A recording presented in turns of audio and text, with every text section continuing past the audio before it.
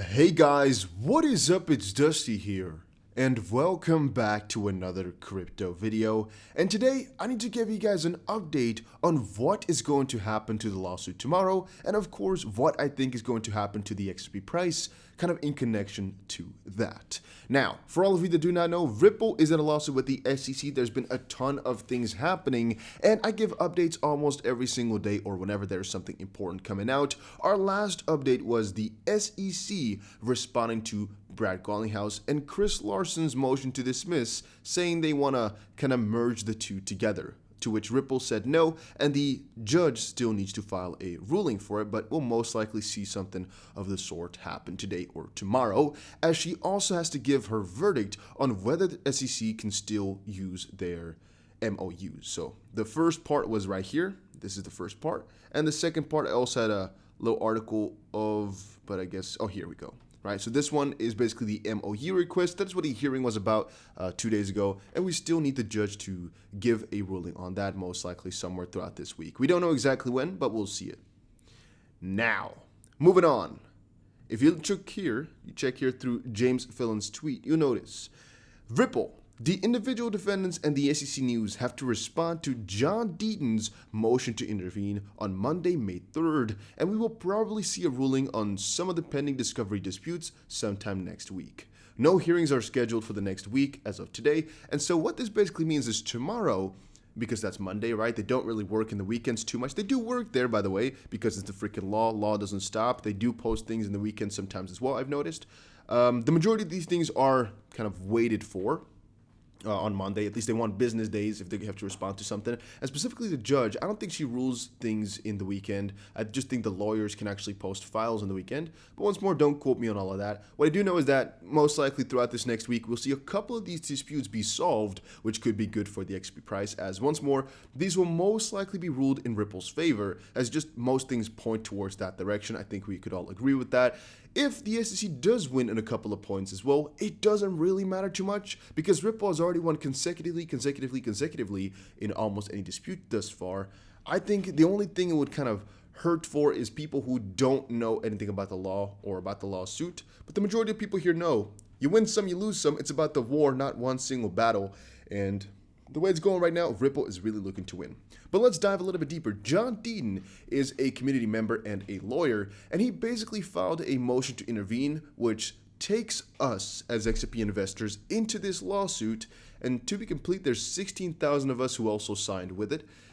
And it takes all of those and puts it into the lawsuit as well, because they find that they are also involved with it. Now, it's up to the judge eventually to decide whether or not they can intervene, but John Deaton has posted his opinion. I guess let's say differently. He posted a motion to intervene. He basically posted down why he thinks that we as XP investors should also be involved in this lawsuit, and not just Ripple, not just the SEC.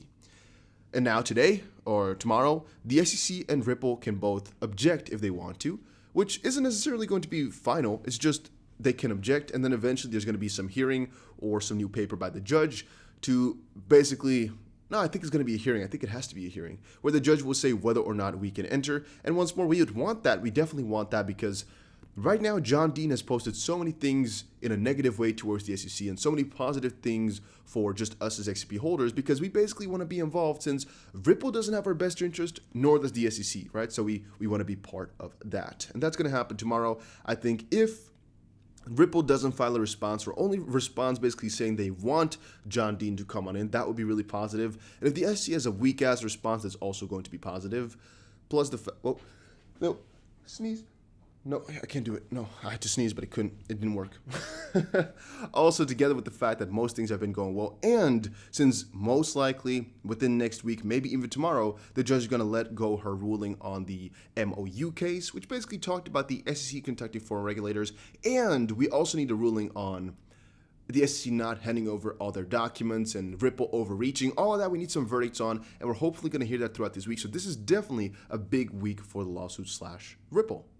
Then let's quickly see what else I had here, because I had some other stuff open. Oh yeah, so Miss Dangerous XRP posted over on Twitter, differences between hodlers and panic sellers. And even though I don't like to tell you that you should do something, there's one thing which I may tell you, and which I think that most people will agree with me on this one. It is the fact that it is definitely scarier to panic sell than to just hold on through if you know the crypto that you're purchasing or have is a solid one. So let me rephrase that, right? If you have, for example, an XRP, an Ethereum, a Bitcoin, those are really popular cryptos right now in the top spots.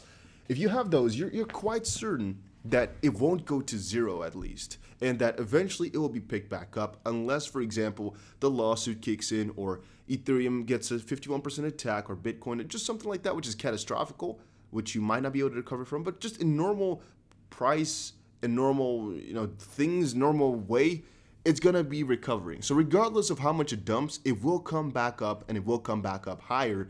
And that is kind of what I'm seeing right here. There's a ton of people who are just panic selling and just really scared, and they sell at a loss.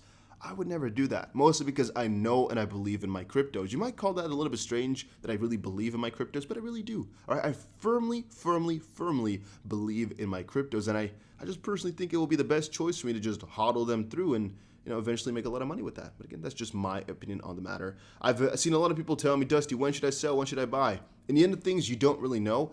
Once more, all I know is I will never sell at a loss because I think that's not worth it, and I just try to buy it whenever there's a good dip. You might call today a good dip. I don't even consider that a good dip. It's better than buying at the top, though. It is better to buy your way down than to buy your way up. Let me rephrase that. It is always better to just try get dips than to try get tops if you're going to try buy something. So you'd rather buy whenever it looks to have fallen down rather than buying when you think, bit my tongue, we've just hit a new high. Basically, you guys get the difference there?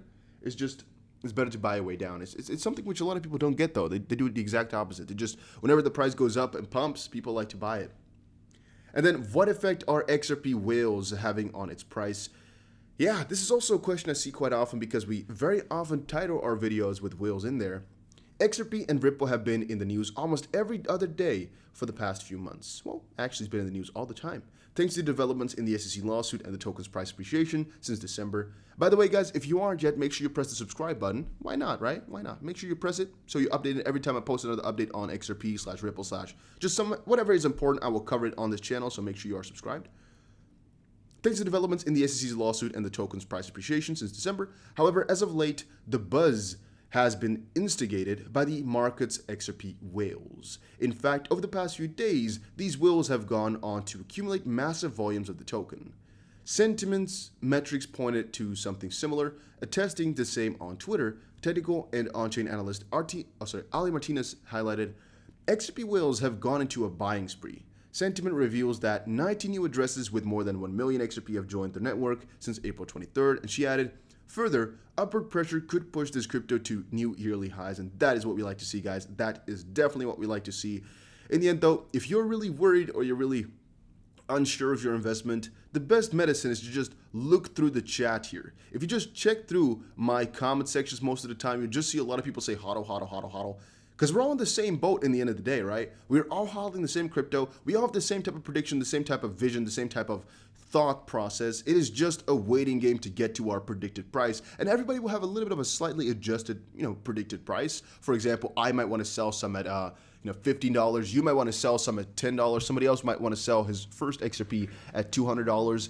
And that's okay. That's completely fine. But in the end of the day, we're all waiting for XP to just skyrocket towards a new dimension, and whenever it's at all-time high, that is just the start of things. And I'd like to remind you guys all, this is not the real bull run that we're all hoping for just quite yet. This is just a start of the run. I don't really feel as if it's really bull run time anyway. It hasn't felt to me like it was in 2017, when anything that you just bought was just worth more the next day. It was just every day felt like Christmas, kinda. Every coin I just bought just mooned. That's really when I consider it to be a bull run, which is unsustainable, by the way. Right now, what we're witnessing, I personally believe, is just a sustainable kind of supply and demand type of situation. It's not just overreaching just quite yet. It's not being overbought. It was actually oversold for a very good while now right here. And I just think the prices here are backed quite properly. And a fall down, if we go below 20,000 and stuff like that again, it would be so odd because it kind of feels as if these prices are just where it's meant to be, right? And that like a $20,000 Bitcoin, for example, is like the lowest we could ever go again. Same thing how $3,000 for Bitcoin was actually ridiculously low, but I'm not sure what the percentage on those are, by the way. I'm not sure if the percentage is the same or if it needs to be, because I'm not really a believer in the fact that history needs to repeat itself. I just think it sometimes does, right? Or maybe often, but it doesn't always have to do it. Now, at present, let's actually see here. The surge in this number of large investors has been such that these whales now hold over $1.4 billion in this alt. You don't actually know any of that, by the way. The buying spree has also had a positive effect on the crypto market in general, with the alt often leading the altcoin rally over the past few months. At press time, the crypto had hiked by almost 40% in the past week alone. Exchanges relisting has also been really nice because they're in popular demand, and Femex, after relisting, the token's 24-hour volume was well above 66 million, which is also interesting to think about. You know, within a couple of hours of relisting, boom, $66 million. That's also quite juicy to see. And now the number of addresses that held more than 1 million XRP has shot up by 1.25%, and close to 19 whales have now joined the network over this really short period, which once more doesn't necessarily say too much because it's really difficult to see what exactly, is a whale and when exactly is it one. But in this case here, this is from, I don't know exactly what website this was from once more, but it is about the $1 to $10 million XRP accounts basically. And yeah, those are going up right now. Like, not like mad, but they've gone up quite significantly over the last couple of days, as you can clearly see. I'm not sure if we are hitting a new all-time high. Maybe it was right here already, or maybe it's already been hit in the past, but it's specifically a new high within the month here. It's looking pretty damn juicy, guys. That was it for today's video. Hopefully you all enjoyed it. If you did, make sure you press the like button and subscribe. And there's so much more to cover, man. Come on, make sure you subscribe to the channel. We'll see you guys again in another one.